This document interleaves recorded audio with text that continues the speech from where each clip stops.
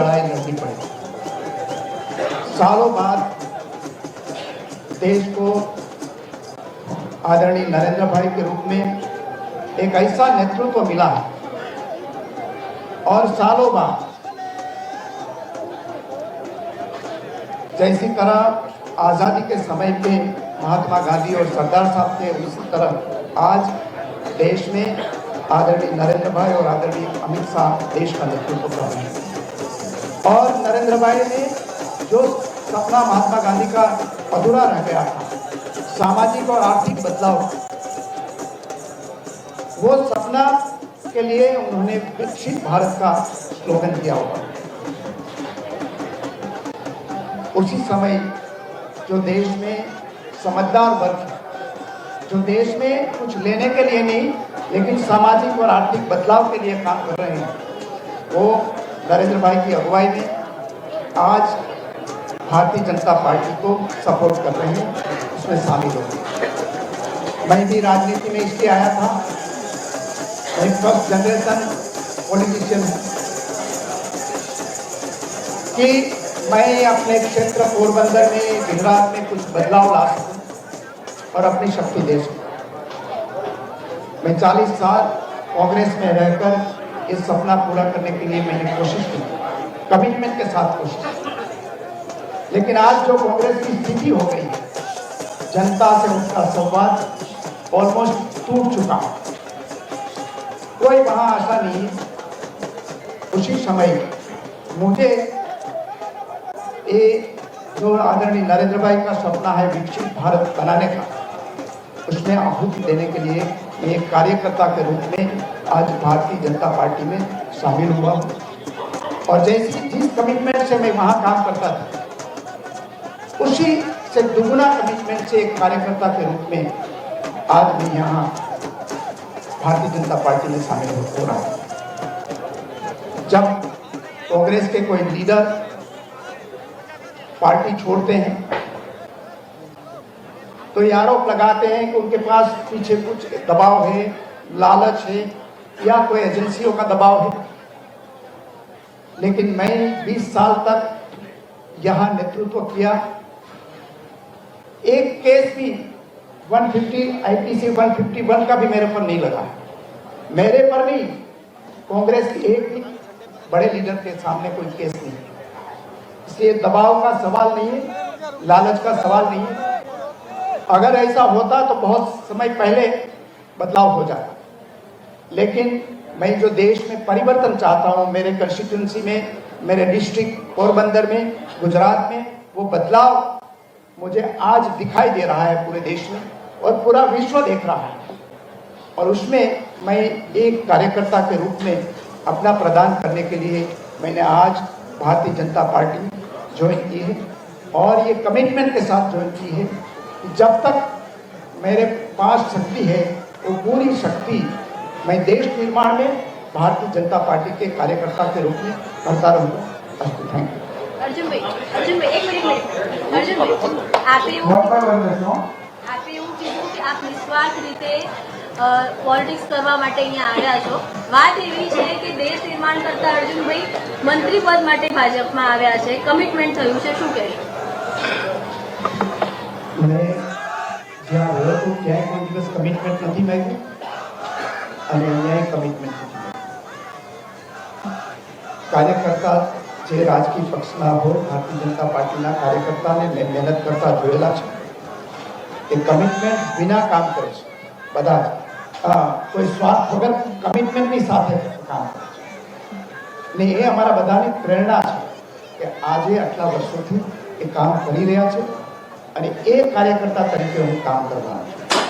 કોઈ શરતો કોઈ પ્રકારની નથી, માત્ર મેં કહ્યું है ત્યાં મેં બધા હોદ્દાઓ ભોગવીને આવેલો એટલે એવો કોઈ કર્યો નથી। માત્ર કાર્યકર્તા તરીકે મને જે જવાબદારી અહીંયાથી સોંપવામાં આવશે એ જવાબદારી હું એક સૈનિક તરીકે કરવાનો છું।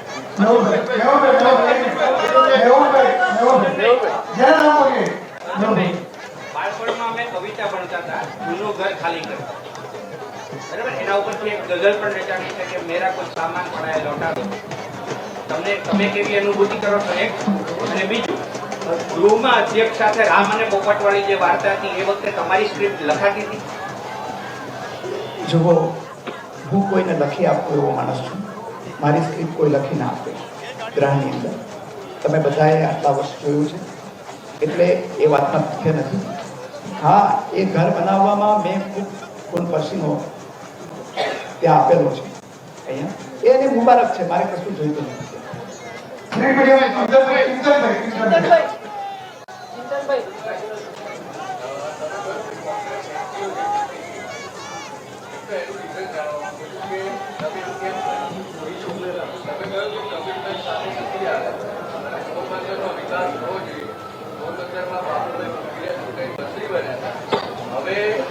હવે માની લો કે બાબુભાઈને ટિકિટ આપે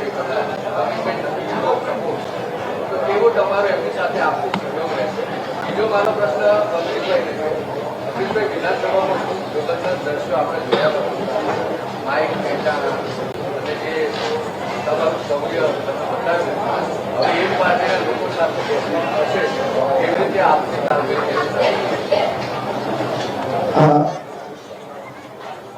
કોંગ્રેસ પક્ષમાંથી હું નીકળ્યો એટલે મારે એની ટીકા કરવી એવું જરૂરી નથી. પણ આખો દેશ જોઈ રહ્યો છે કે જે રીતે પ્રજા સાથેની આત્મીયતા તૂટી ગઈ અને એને કારણે જે લોકો અત્યારે કોંગ્રેસ પક્ષ ચલાવે છે એમાં જે લોકોનું 50 વર્ષનું જાહેર જીવન હતું એ પણ છોડીને નીકળી ગયા. એનું કારણ બીજું કંઈ નહીં, આ જ કારણ હતું કે સંવાદ તોડી દીધો છે અને એને કારણે આજે દેશમાં મજબૂત વિરોધ પક્ષ જોઈએ એ પણ આજે ક્યાં રહ્યો? ગુજરાતમાં દેશમાં એવી સ્થિતિ ઊભી થઈ છે. એટલે એમાં જે નેતૃત્વ છે એને વિશે મારે કહેવાની જરૂર નથી. એને આત્મખોજ કરવી પડશે. હવે હું ત્યાં રહ્યો નથી, મારે એને સલાહ પણ આપી. બીજું, પોરબંદરની 182 બેઠકો અને 26 લોકસભામાંથી 15 બેઠકો જાહેર થઈ, બાકીની 11 બાકી છે. એમાં જેને પણ ભારતીય જનતા પાર્ટી પસંદ કરશે એને આ ખેસ કરી અને જેટલી મહેનત ત્યાં કરશો તો એનાથી ડબલ મહેનત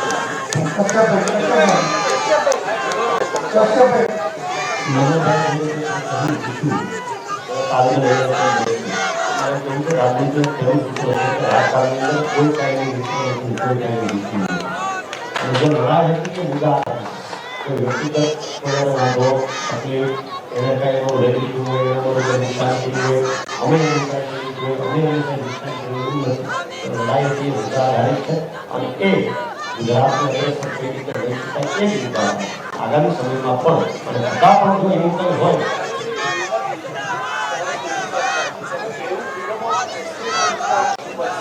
બરાબર. હવે આ પાર્ટી તો બહુ સંકીર્ણ થઈ અને વ્યવસ્થાઓનું સંચાલન કરે, તો તમે એક્સપ્રેશન કેવી રીતે પ્રેઝન્ટ કરશો? તમે જે જનવાદી મુદ્દાઓ બેઉ જણા ઉઠાવતા રહ્યા છો, ત્યાં તમારી લડાઈ હાઉસમાં બી મુદ્દા આધારિત હતી, તો અહીં તો બહુ સંકુચિત અને સંકીર્ણ વ્યવસ્થાઓમાં રહેવું પડે. તમે કેવી રીતે આમાં સેટ થઈ શકે? ભારતીય જનતા પાર્ટીમાં મોર દેન 9 કામ છે.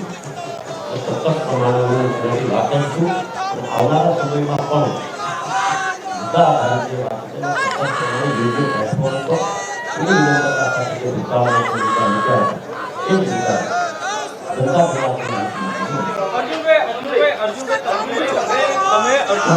મારે એટલું જ વિવેક કરીને કહેવાય કે આ પ્રચાર થાય છે એનો દાખલો હું મને આપી શકતા નથી કે અમારા જેવા એ ત્યાં કમિટમેન્ટ સાથે કામ કરે અને આટલા વર્ષો કરનારને ઉદારતાથી એટલે હું તો આભાર માનું કે 10 વર્ષ સામે જેનો વિરોધ પક્ષના નેતા તરીકે દેખાય એવા એ વખતે આદરણીય નરેન્દ્રભાઈ અને આદરણીય અમિત શાહ સાહેબે બંને ઉદારતાથી મને આપ્યો એટલે હું તો એને ભણું છું. એટલે અહીંયા મને કોઈ ક્યારે તકલીફ આજે તો જરાય તકલીફ નથી. કામ કરવું એ માણસને કોઈ તકલીફ નથી.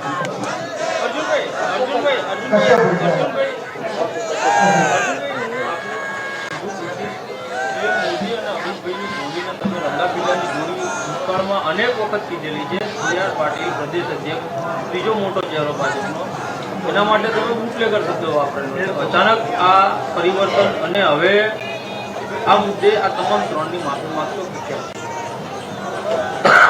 જુઓ, આ વાત સદંતર પીછે આ શબ્દો